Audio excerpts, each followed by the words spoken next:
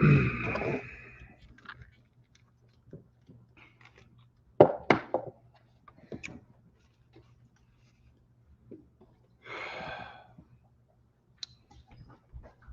me go ahead and share this. It's not going to be long anyway. It is not going to be long, but boy, oh boy, I know some of y'all are upset this morning. Let's go ahead and share this so cats can know that we're live. Give me 1 second.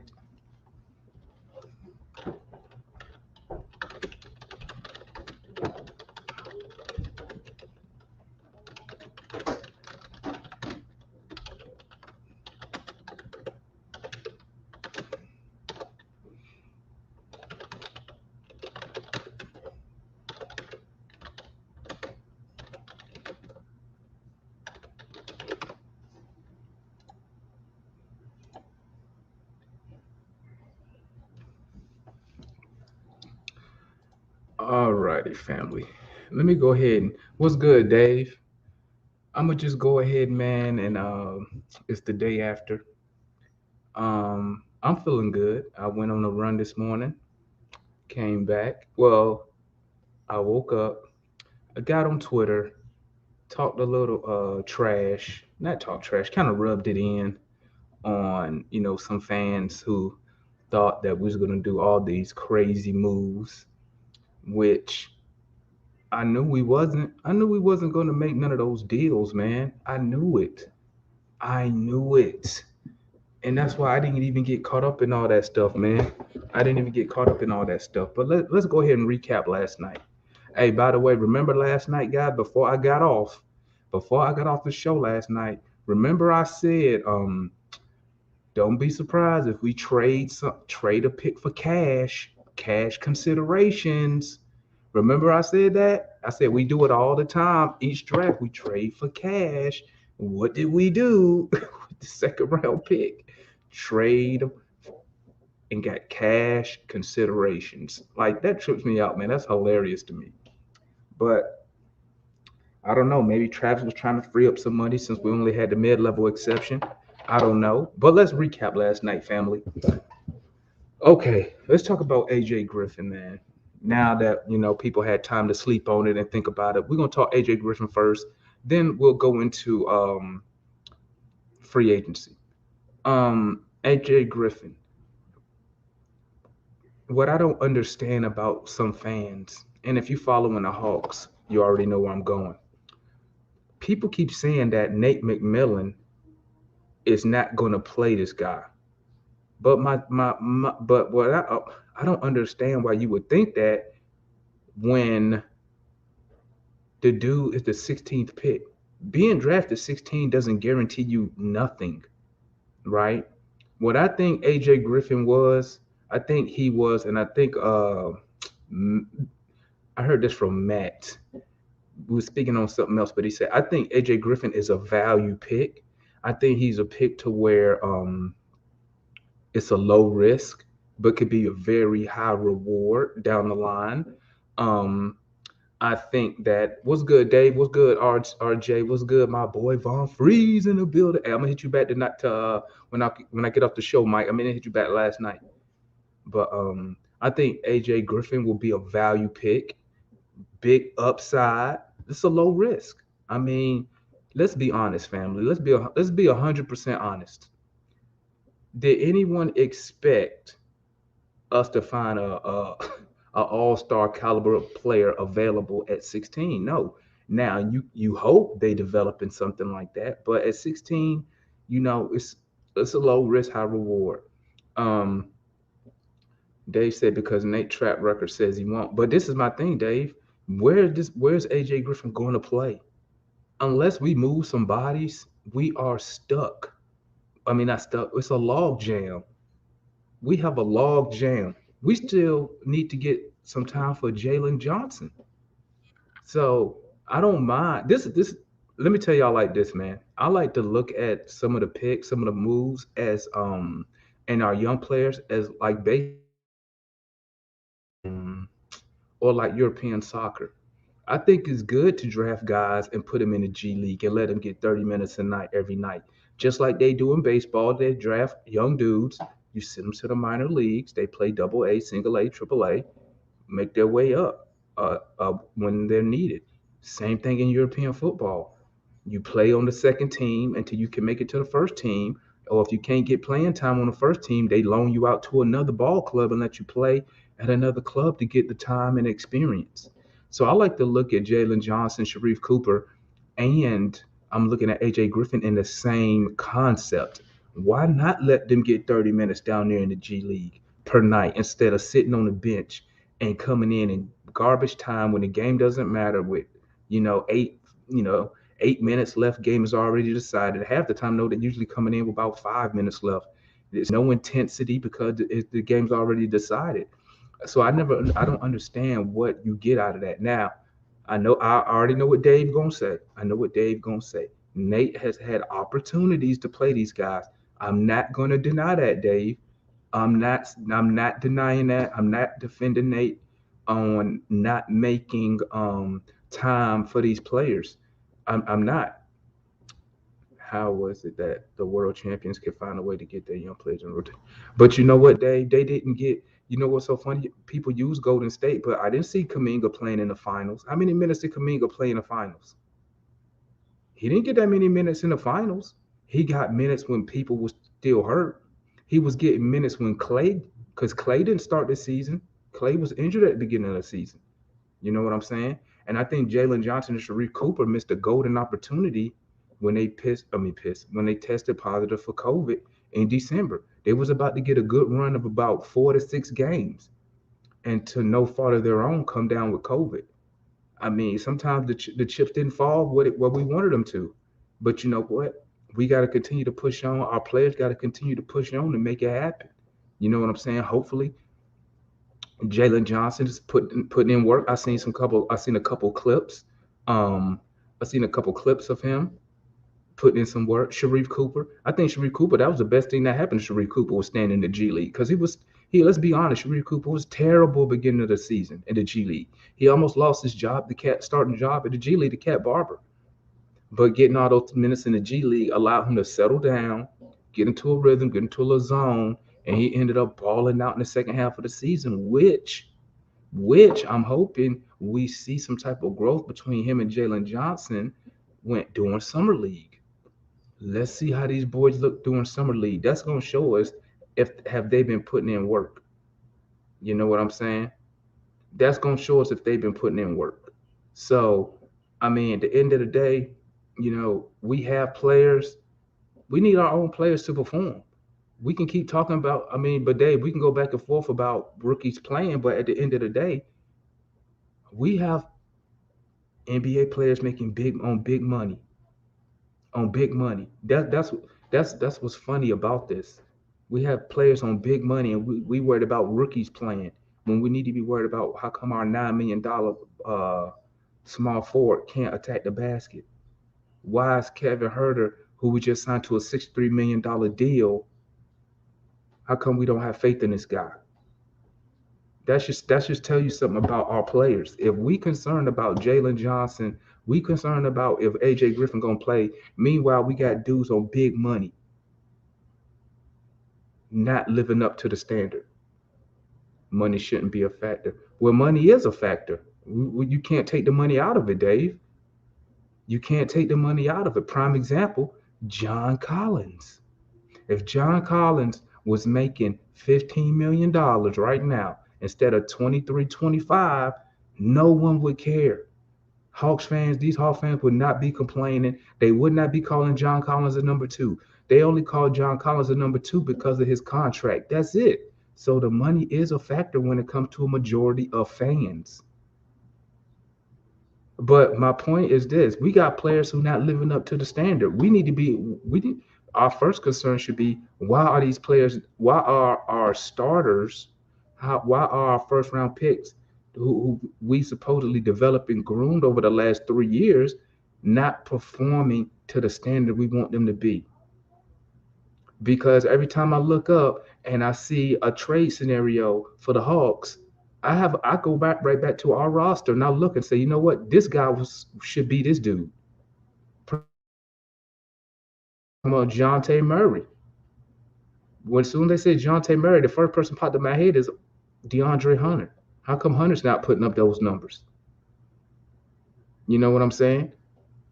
How come Kevin Herter is not putting up those numbers? Because he showed making almost the same amount of money as Murray is. So, I mean, I think we have, maybe those players should not have been given that kind of money.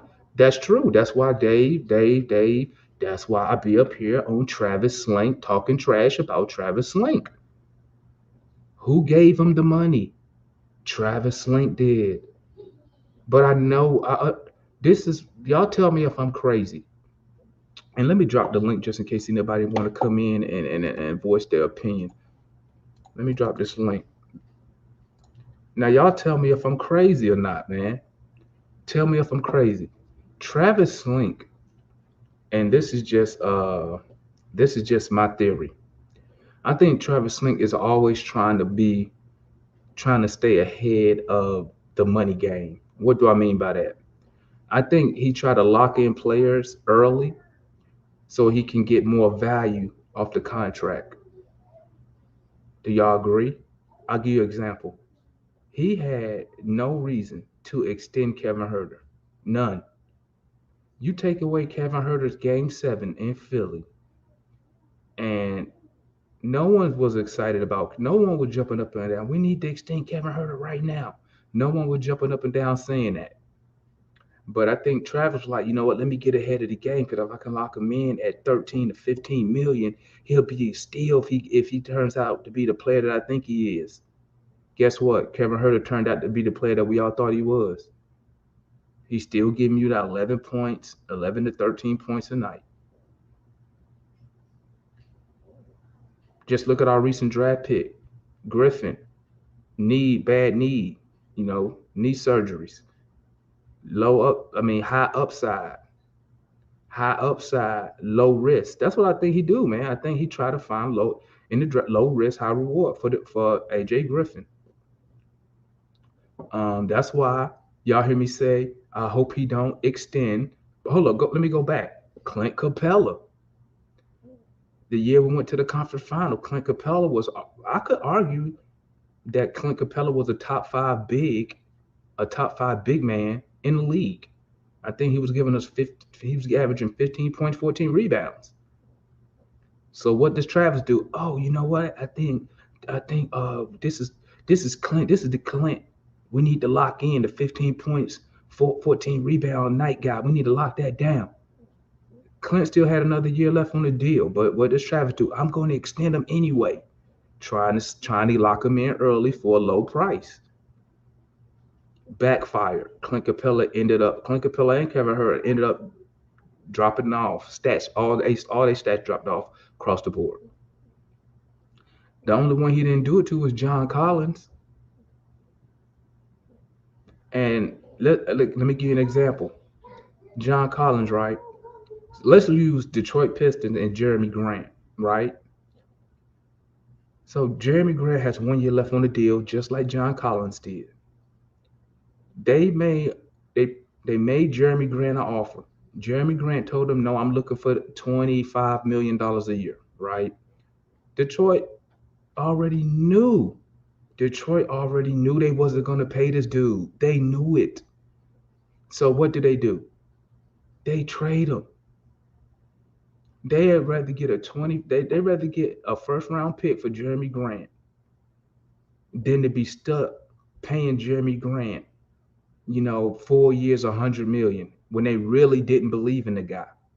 So instead of Travis Schlenk trading John Collins, once he made John Collins that offer at $90 million and John Collins told him no, he should have traded him right then on the spot. But since Travis, probably got a little GM ego, was like, you know what, I'm not going to give up this guy for just nothing.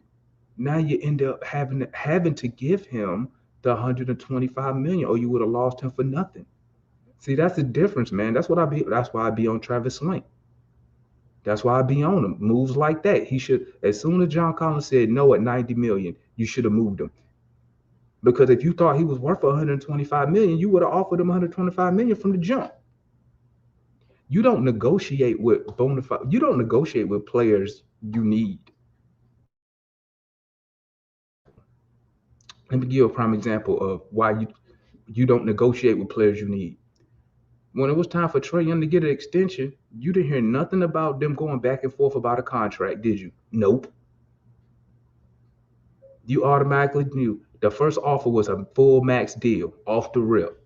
Yo, see what I'm saying? When you when you want a player and you think a player is worth a certain amount, you don't have a problem paying them that certain amount of money. So as soon if he thought John Collins was worth 125 million, he would have offered him 125 million from the jump or something close to it. He was off by a total almost 30 million. So right then, that told me that Travis Schlenk but he didn't believe that John Collins was worth that amount of money.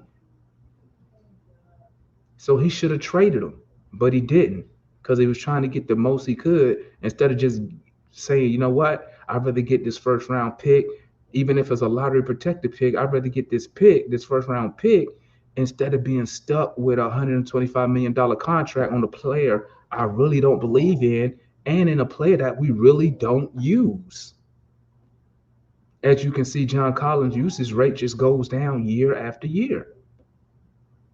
And people wonder why I be on Travis Schlenk.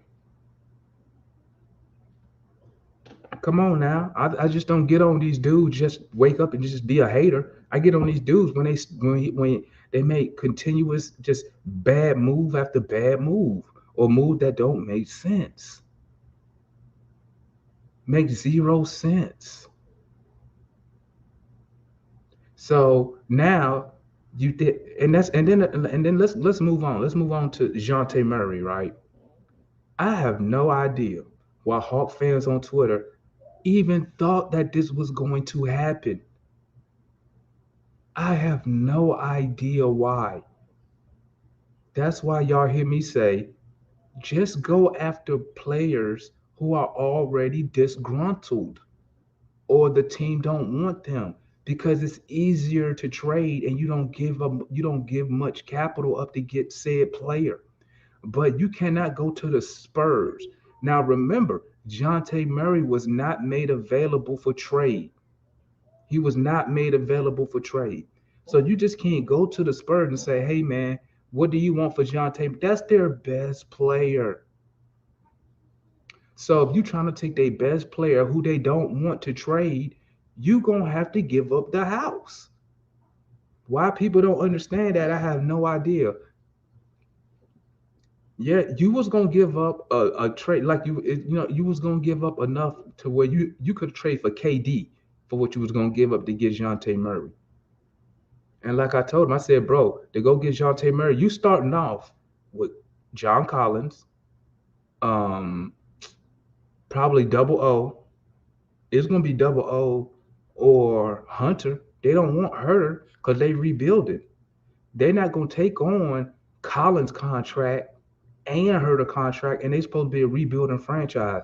Rebuilding franchises don't take on a lot of money unless, excuse me, unless they already have a plan to move said player. You don't see Oklahoma City taking on big contracts. The only time they take on big contracts is if it's an expiring contract and they can buy the player out. So you gonna make you was gonna be Capella, excuse me, it was gonna be Collins, probably Hunter or Double O or Jalen Johnson, 2 first round picks, and you probably was gonna have to give them 2 pick swaps. That's what you was gonna give up. Now, if I'm Travis, I'm not giving all that up for no Dejounte Murray. I'm sorry. Not gonna do it. It's not worth it in my opinion. The dude had one good season. He's an all-star for the first time. Now, maybe if he was a multiple all-star, maybe 2 or 3 all-star appearances, now we talking because now that shows that 1 year wasn't a fluke. He's consistent. He's gonna be a consistent 22 point what was it? 6 rebound, 5 assist guy. But Hawk fans get excited. But like I said, if you've been following this team, I was telling people, don't hold your breath. Do not hold your breath for this to happen. We have a better chance going to get DeAndre Ayton than to go get Dejounte Murray. You got a better chance of going to Kyrie leaves Brooklyn than getting Dejounte Murray. Y'all understand what I'm saying? So I just couldn't understand why people just getting excited, and I was like, bro, nothing's gonna happen. So I woke up this morning, man, and I know Cass is mad that some of these Hawks fans mad that John Collins is still on the team, man. But I think we need this is how I see it, guys. I would like for us to go get DeAndre Ayton. I think we're not going to get him because I think another team, maybe the Pistons or somebody, is going to make a better offer. And they're going to max him out. They're going to give him max money. So I think we're going to lose out on DeAndre Ayton. I think our best shot probably is to get Miles Turner because the Pacers are rebuilding. So it'll be easy to go get Miles Turner.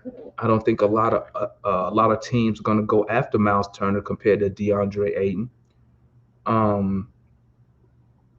And I think that Travis Schlenk, what he needs to do, he needs to be the president of basketball operations and say, "Hey Nate, I'm going to hire your lead assistant." And he need to find a lead assistant whose specialty is an offensive mind, offensive wizard. Okay. Okay. They say Miles Turner is a joke. I mean, you could say that, but we're not winning nothing with Clint Capella as our starting big. I'm gonna say that right now, man, because we're too easy to defend. And then Capella doesn't even help in half court. You can't even throw him the ball in the half court because he can't even do nothing with the ball. You can't even throw him the ball so he can pass it. Matter of fact, that I'm thinking about it, I can't remember the last time we threw the ball to Clint Capella already in the paint. Only time they give him the ball is on pick and roll. That's it. I can't remember the last time he was in the paint and we threw him the ball. Dave said Miles Turner averaging 4 rebounds a game, but that's what I'm saying. This how I see it, Dave. Let me know if you agree or disagree. You get a Miles Turner. Offensively, it opens up everything because now Miles Turner can shoot the ball. So now the defense has to account for Miles Turner when he leaves outside of the paint, which that allows Trae Young to attack. With the rebounding, what I'm thinking is you got to gang rebound. I'm gonna need Hunter. Hunter gonna have to average more rebounds. I can't have Trae Young averaging more defensive rebounds than a 6'8" small forward. It's unacceptable. But if we could gang rebound, which we could gang rebound if we had movement on the offensive side. So going after offensive rebounds, going after well, I'm gonna tell you why Dre don't rebound. He don't rebound because he's standing at the 3-point line. But if we got movement in the offense, then guess what? Instead of Dre always at the 3-point line or Collins at the 3-point line, they're moving around. Herder, they're all moving around so they can get position when the shot go up. It's hard to get position when somebody's shooting a 3 and you at the 3-point line, and now you trying to run in to get position. You know that's not gonna happen unless you get that long rebound. You know what I'm saying? So I think adding movement to the offense will help us on that. Or what we could also do is say, you know what, like Bud does. When Bud was our coach, what Bud focused on, Bud didn't really value offensive rebounds because we wasn't a tall team. Our tallest person was Al Horford. What Bud valued was, okay, the chances of us getting the offensive rebound is slim to none. Get back on defense and let's set up the defense and make the other team work. I believe that can work. I believe that can work. But once again, Nate has to instill that. I don't know what Nate instilled has done to this team, to be honest. I have no idea.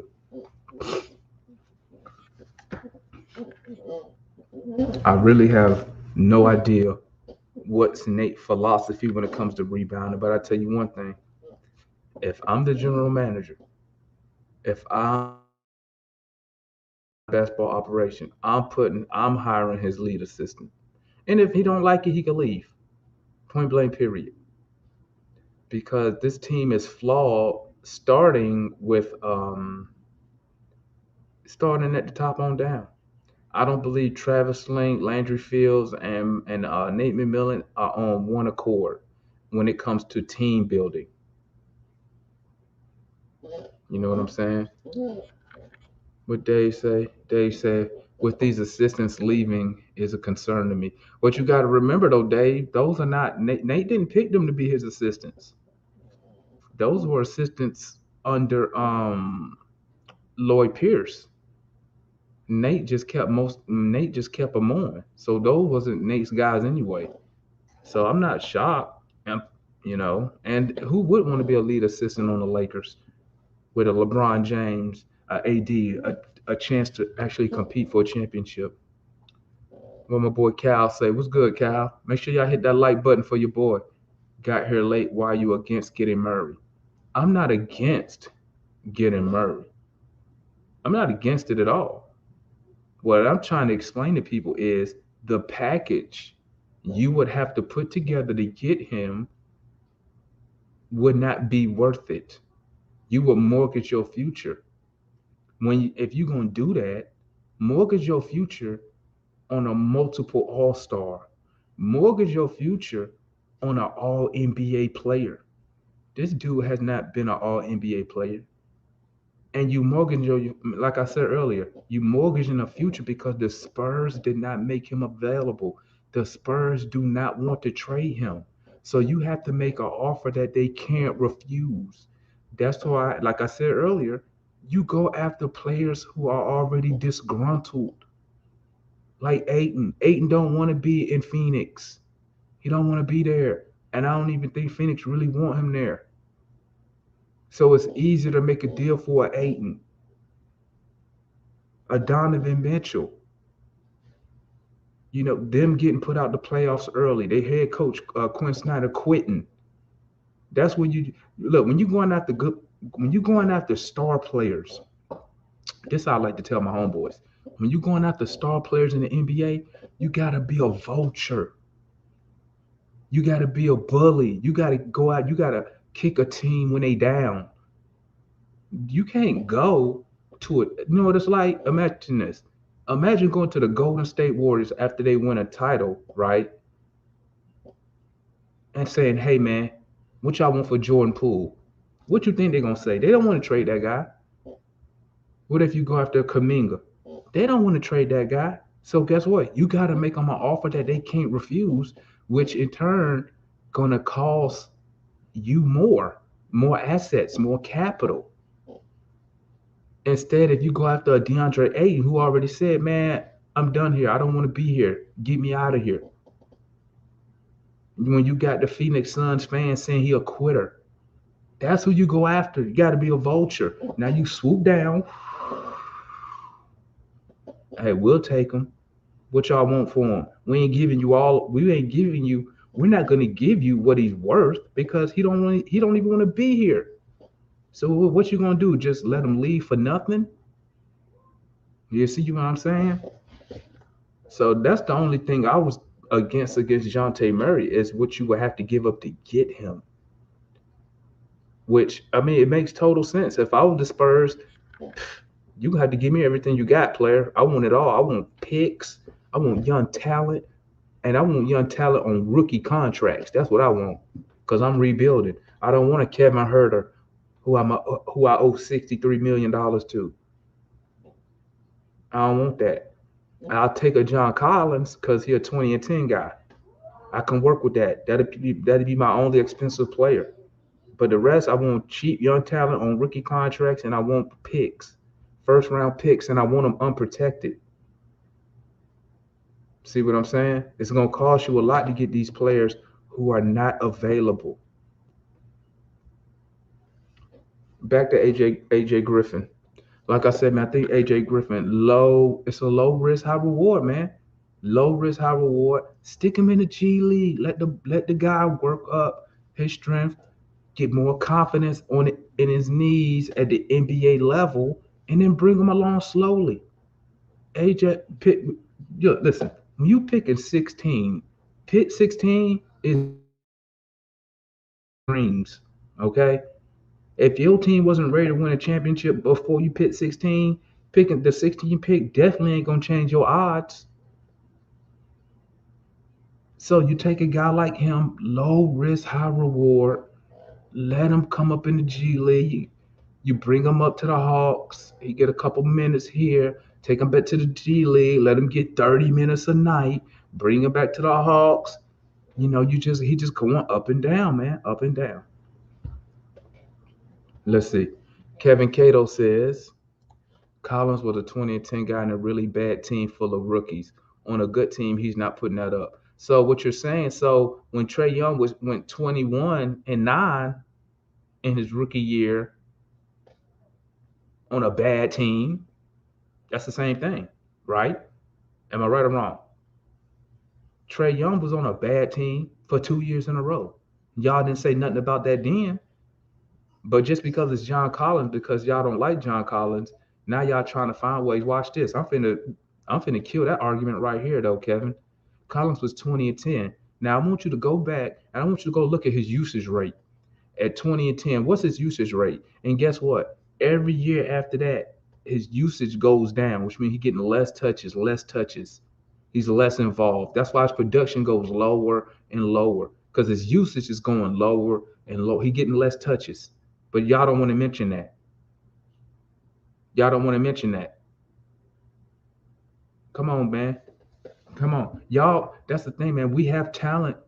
We do have talented players on this team, man. Watch this.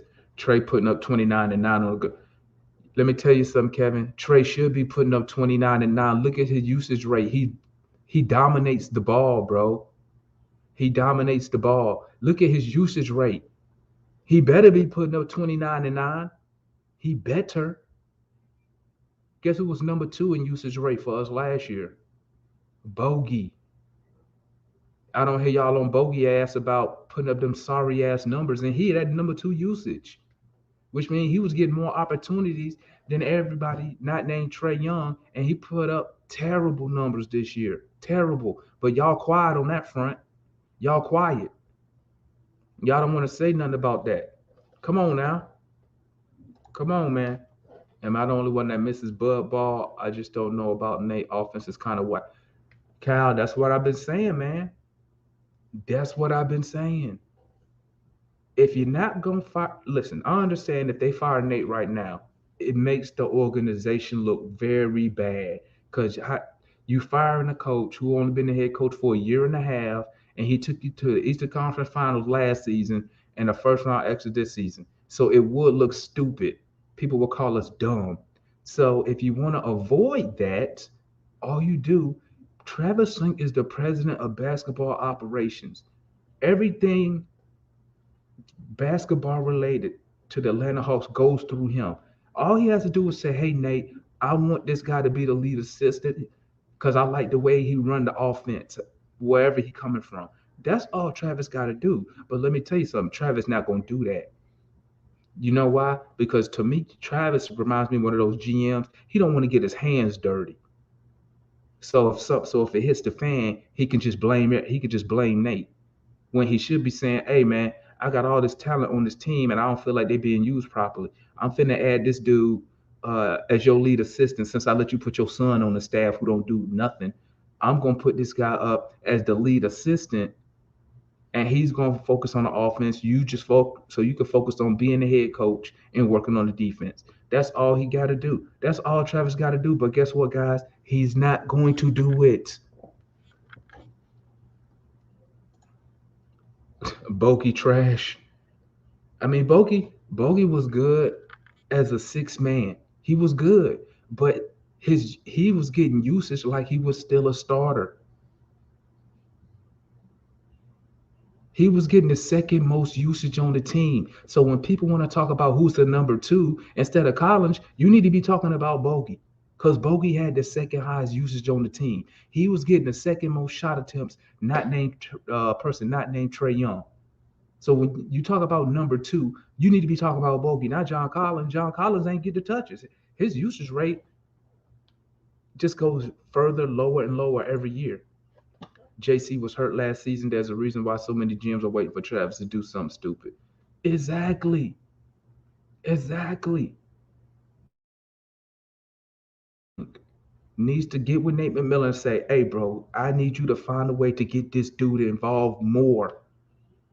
You need to get him involved more. And all they need to do is add more movement more move in the offense. We so stagnant. Well, our offense, and everybody keep telling me, well, we the number two, number three offense. Listen, man, we are terrible. Look at the playoffs. Miami slowed us down. They had us playing so slow. And we had no one we could throw the ball to in half. Even when we did try to play half court, you can't throw the ball into nobody because Capella don't have no moves. He can't dribble. He can't do nothing. Hell, Double O was doing better than him in the paint. On the offensive side, I like Collins, but when we had more talent, he can't put. Are you missing what I'm saying, Kevin? Are you missing what I'm saying? Go back to John Collins' rookie year. Go look. I want you to compare his stats to his usage rate. As we got better, his usage went lower. Guess who dominated the usage? Trey Young. Who was number two last year in usage? Bogey. Kevin Herter even did an interview. Did y'all hear Kevin Herter interview? Kevin Herter said, "It's some nights I don't know how many times I'm going to touch the ball." That's a concern. That's a problem. Kevin Herter should know I'm going to get at least 12 shots up tonight. But when your starting shooting guard says, I don't even know how many times I'm gonna touch the ball tonight, that's a problem. And Nate needs to fix it. And if we already saw he didn't fix it last year, so I need my general manager, my president of basketball operations to step in and make the proper changes. That's what we need. But Travis not gonna do that. He's scary, man. He don't want to get no blame. He's scared to say, you know what? Let me step in here. Hey, do this. And he's scared because if it was me, I would do it. And if it didn't go right, I would just take the blame. I would say, you know what, guys? I made the move. I messed it up. This is on me. And if the owner want to fire me, I see why. We can't waste Trey Young or he's going to leave. And then what? It's just frustrating. Talk to your general manager. Talk to your GM. Talk to the president of basketball operations. This is on him. You don't want to waste Trey Young, but do something about it. Do something about it, ownership. Do something about it, front office. Because I hate for Trey to leave, but hey, I was here. I've been an Atlanta Hawk fan way before Trey Young got here, and when he leave, I'm gonna still be an Atlanta Hawk fan when he leave. We need a center that works with Trey and Clint. What? I think you said that backwards, homie. Clint is our center. You need a center who work with Trey and Collins. That's what you need. Which you need a center who can score the ball, who can shoot. And I ain't saying the center need to shoot a three. I'm saying we need a big who can at least shoot from the free throw line. Because then when we run the pick and roll, the defense got to guess what he gonna do. With Clint Capella, you don't have to guess. You know he gonna roll to the basket because he can't shoot the ball. So he has to roll and look for the dunk. He has no other choice because he's not a factor. Even if you had Al Horford there, at least you would have to guess. Oh, is he gonna stop so Trey could pass it? He just shoot the elbow jumper, or is he gonna roll to the basket? You can't even do that with Schlenk because you already know he can't shoot. He has to go for the dunk. And I say dunk because he be missing tons of layups. So I mean, hey, it is what it is. But like I'm telling y'all, Hawk fans, I don't care what they say on Twitter. I don't care what the NBA insiders say, bro. Look at Travis' track record. Look at his track record. I don't care what unless it's Woj, I don't care what the rest of them dudes say. Look at his track record. Has he made a move? What gave y'all the belief that Travis was gonna make a move like that for Jonte Murray?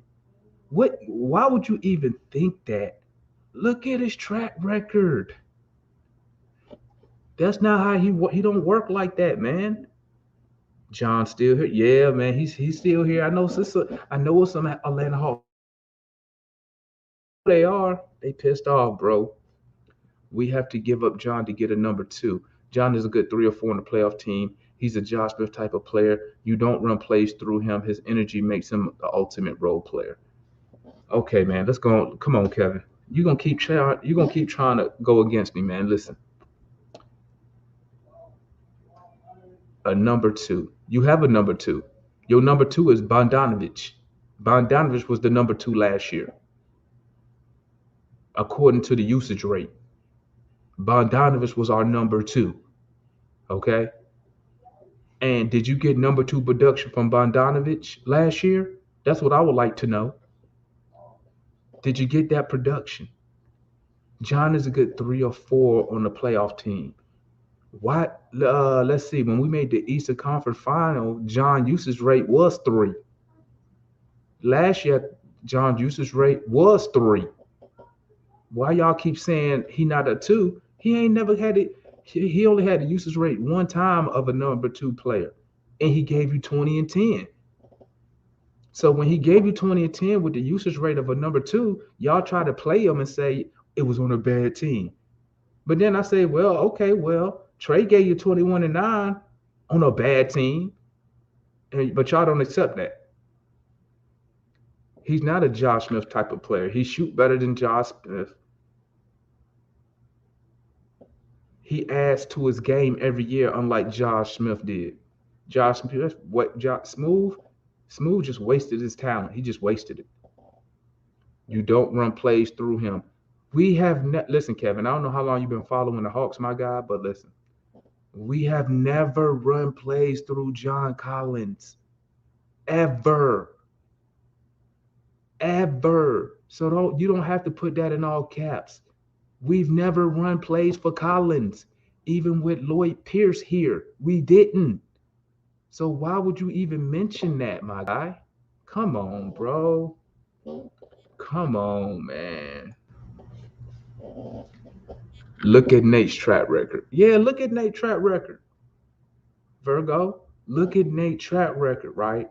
So if you don't like Nate McMillan, the question you should be asking yourself is this: what did Travis see in hiring Nate McMillan? Ask yourself that. Like Virgo said, you look at Nate's track record. Everybody say the same thing. Oh, he can only get out the first round. Well, if that's the case, what did Travis Schlenk see in Nate McMillan to add him to the staff and then make him their head coach? Because Travis hired him. Let's be real here. He hired him. Okay? After the season last year, Travis didn't have to hire Nate McMillan. It would have been messed up, but he didn't have to hire him, but he did. So you have to ask yourself, what did Travis see in Nate McMillan to make him want to hire him and make him the coach of the Atlanta Hawks? I'm trying to see. I'm trying to wonder why nobody is asking these questions about asking Travis this stuff. Is everybody else, but nobody want to get on Travis Schlenk. He the one who makes all the decisions. He has the final say in these decisions on the basketball side of the house, unless it's something super major like that has the and he got to go to wrestler. But your GM, Travis, make all these decisions, and y'all, no one questioning this dude. That's why I don't understand that. Y'all don't like Nate McMillan. So why did Travis hire him? And here's another question.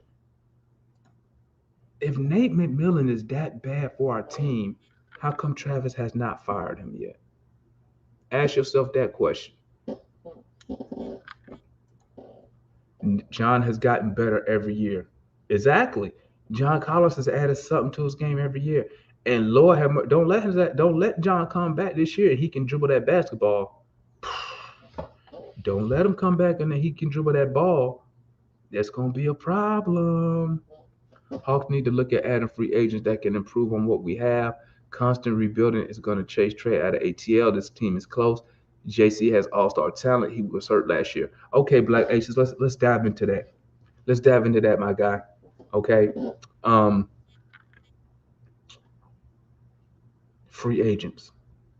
We strapped for cash right now, right? What free agents can we add? I would like for us to add one.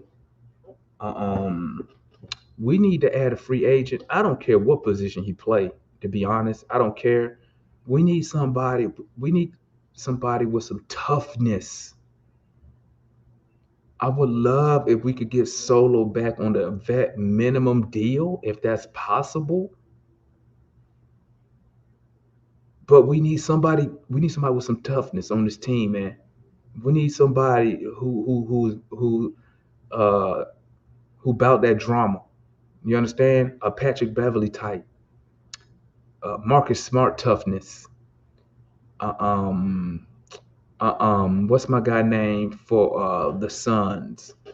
I can't remember his name, but he got the braids. Another tough guy, a PJ Tucker tough guy.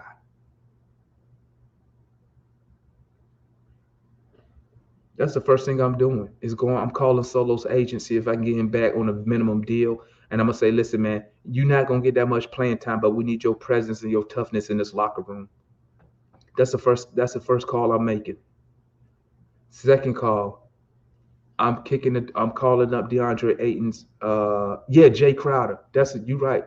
Oh, what's good, D? What's good, Dwayne? Dwayne up in the building. My guys up in here. Jay Crowder. That's what. Yep, that's who it is. Toughness. This team is missing toughness. They missing toughness. Yeah, I read that too. I think Crowder was at making 10 million. You might be able to get somebody like him, maybe cheaper than that. But like I said, if I could get Solo on a vet minimum deal, because I'm not gonna really play him anyway. I just need him there for that locker room presence. I'll go get Solo. Next thing I'm doing, I'm trading Clint Capella. I'm trying to do a sign and trade. Get Clint Capella up out of here. I would like to do a sign and trade, put a package together, see if I could get DeAndre Ayton. If I strike out on him, I just need me a big man who can stretch the floor. He don't even have to stretch it to the 3-point line. Just stretch it enough to the free throw line. Stretch it enough to where the defense has to account for him and they can't play off of him. And that might cost me some assets, but I think it'll be worth it. And I think that helps John Collins. I think that helps Trae Young being able to attack. Next thing, and this is what I think is our biggest. This is where we're gonna take the biggest leap as a team, in my opinion. Let me know if y'all agree or disagree. DeAndre Hunter and Kevin Herter, they have to go come up another level. They have to bring their game up another level. If we can get at least Hunter or Herter, right? Y'all feel me on this one. Feel me on this one. If we can get one of them dudes to be a slasher who can get to the basket, get to the free throw line 6 to 7 times a night, I think that's a game changer for us offensively. I think that's a game changer. I would prefer it to be Dre, but if Herder can do it, that would be even better. It would be good also. If we can get one of those wing players to get to that free throw line 5 to 7 times a night by attacking the basket, like I said, I would rather for it to be Dre, and I would love for Herder to be more of a what I would tell Kevin Herter is I would have him sit down and watch a bunch of Utah Jazz Gordon Hayward tapes. What y'all think about that? I would have him just breaking down. I would have him with a coach, him breaking down Gordon Hayward's game when he was with Utah. Dude was nice with Utah. I'm having Kevin Herter in that mindset. And then next thing I'm working on is I'm reducing Trey Young's usage. Reducing Trey Young's usage. And what I would explain to Trey is this. If we can get Hunter, Collins, and Herter to give us more, okay? If they can give us that you have to do. You see what I'm saying? Well, and right now I'm just talking on the offensive side of the ball right now. That's less work you have to do, Trey. You feel me? But guess what, Trey? This is what I would tell them. You still gonna get all the glory because we're winning. You see what I'm saying? So that's what I'm saying. Trey will still lead us in usage. You just bring it down some and you increase Collins, um, Hunter, and Herter's usage. You see what I'm saying? Because let me tell you something, man. Let me tell you something. And people like to talk about Golden State, right? Look at Golden State. When Golden State goes small, right? When they go small, when you got Clay, Curry, Poole, Draymond, and Wiggins, right? That's 5 dudes. Besides Draymond, all other 4 players are lethal. They can all four other players can attack the basket and they can shoot the three.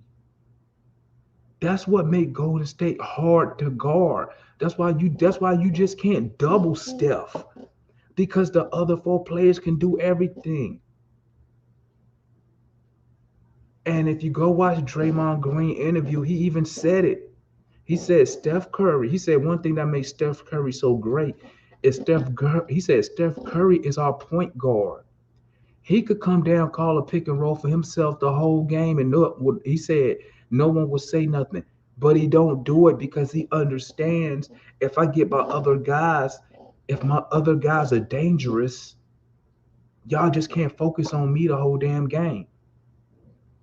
Think about that. Think about it. Even when you go back to when they had KD, right? When they had KD, okay, and they said, and Tyronn Lue came out and said when he was coaching the Cavs, Tyronn Lue said, we doubled Steph more than KD. And guess what happened when they doubled Steph? KD won Finals MVP both times. He won because you doubling Steph, so KD just put 35 a night on your head and you lost. And KD got Finals MVP. Why? Because guess what? You double him, everybody else is lethal. I bet they won't do it again. I bet Tyronn Lue won't do that again. And that's what I'm saying. We not our offense. We're not maximizing our offensive potential. They're not lethal. Cause that's what I'm telling. That's what I'm telling Dre. John Collins all season. Exit interview with me. I'm the coach or the GM. Coach, what you need from me? I need you to work on your ball handling skills. That's what I need you to work on. Same thing with DeAndre Hunter. Ball handling skills, attacking and finishing at the rim. That's what I want you to work on all summer. Okay? Kevin Herter, attacking the rim, working on your vision, being more of a creator, working on your vision on the court, watching a bunch of Gordon Hayward tapes. And that's what I'm saying, guys. That's what I'm saying. But I mean, you know, but it still comes back down to the point if they can do all that, but if freaking Nate McMillan doesn't run the dictate how the offense need to be shared, then it's all for nothing. My bad, guys. Let me see what y'all talking about. Y'all know I'm long winded. Let's see what we got here. My boy Dwayne said facts. I totally agree. We got to see a step up from Trey and Kevin. Yeah, I'm thinking this year you're gonna see a big leap from Hunter. I think he's gonna try this year because he's gonna try to get that extension. So you might see a big leap from Hunter. And if he does give us that leap, the question is this: is the leap for real? Is it gonna be consistent, or is this just a leap because it's a contract year for him? Literally, no one cuts to the basket. Again, why I said our offense is kind of wet. And Kevin, when he does cut or go to the basket, exactly. Come on, Kyle. I know you done heard me say all this tons of times. Kevin Herter do the same thing. He drive to the basket, he get to that free throw line, and he pass the ball. Majority of the time, that's what he do. And you might say, Kevin Herter, you 6'7", what are you doing? You already at the free throw line, just going to the bat. But he'll pass it out, man. Especially he'll pass it if Trey on the court. He definitely gonna pass it. We got the pieces, but we got to get them to their apex. You're right, Dwayne. We got to get them up there, man. That come down to development, man. Trey usage has to go down next year. Exactly, it does. Trey was trying to get that 207. I mean, listen, man, I ain't mad at the boy trying to get it. I ain't mad at Trey trying to get that money, man. Like that, I think that's a one-shot deal. So I feel him on that. But you're right. That usage got to come down, man. Golden State spreads the wealth. Exactly. Yep. We need another ball handler that's in the starting lineup. Uh, you telling me? So you telling me Kevin Herter can't handle the ball? Is that what you're telling me, Kevin?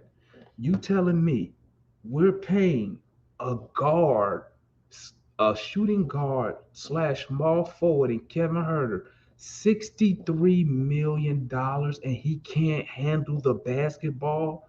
He can't bring you the ball down court. That's what you're telling me?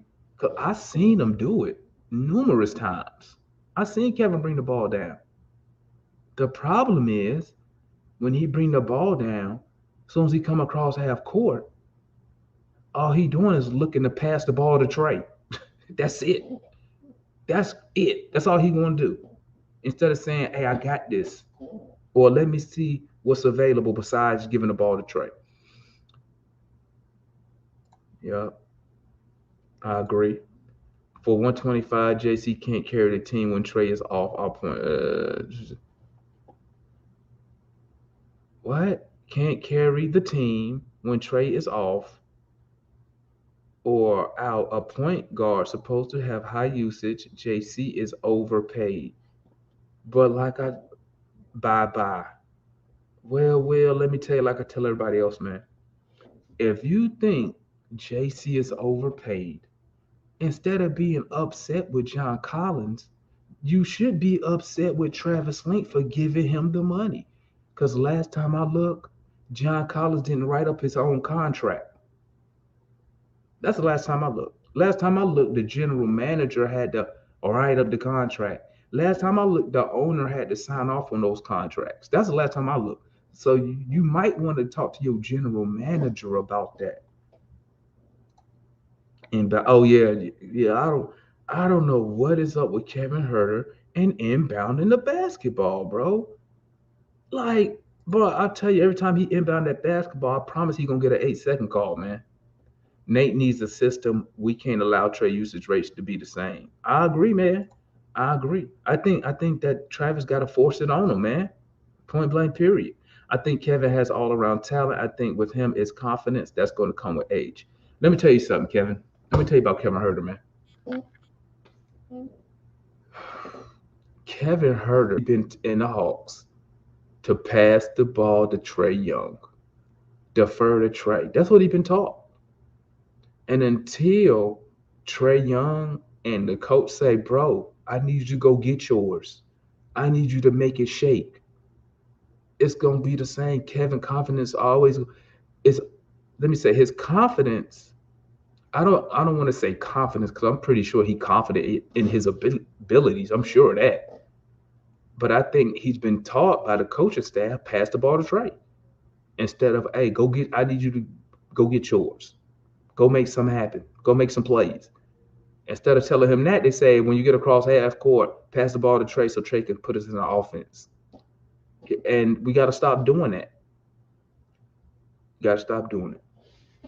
But that's all I got, family. I just want to come up here and chop it up with y'all, man. Telling y'all guys, don't be discouraged. Don't be discouraged. Let's see how we're gonna look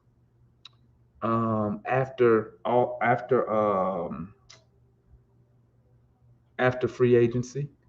Um, I'm gonna try. I don't know if any of y'all live out Vegas, but I'm gonna see if I can get out to Vegas and get to see Summer League.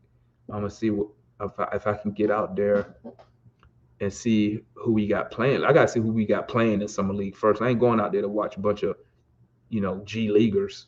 If AJ Griffin gonna be there, if Jalen Johnson playing, Sharif Cooper, then I'm gonna see if I can get out there to see if I get at least for a weekend to watch Summer League, couple Summer League.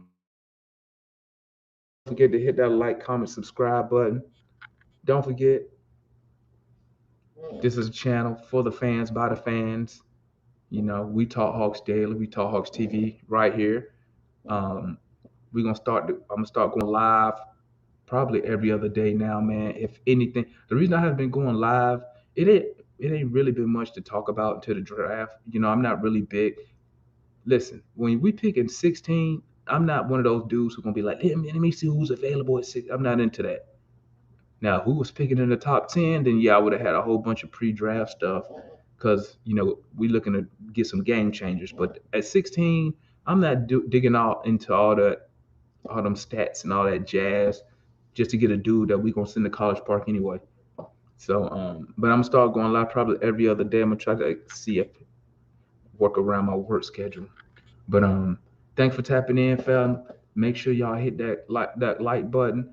Drop your comments below. Don't forget, every time I come live, I drop the link in the chat. So if you want to come up here video, instead of doing a call-in show, I just do video. You just come up here. You speak your piece, whatever on your mind.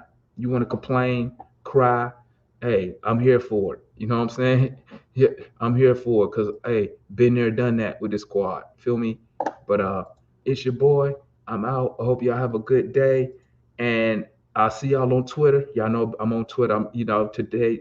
Don't even respond to me on Twitter today because I'm just clowning today because it's hilarious because I know it's a whole bunch of Hawks fans. Very disappointed, getting caught up in that old NBA insider crap. You should have known, man. Travis don't. Travis, before I leave, let me say one thing. I will give Travis this. His moves never leak. He never leaks his moves. So like when those dudes was putting out all that stuff, I was like, no way in hell. Travis don't even operate like that ever. But I'm out, family. Y'all stay up. We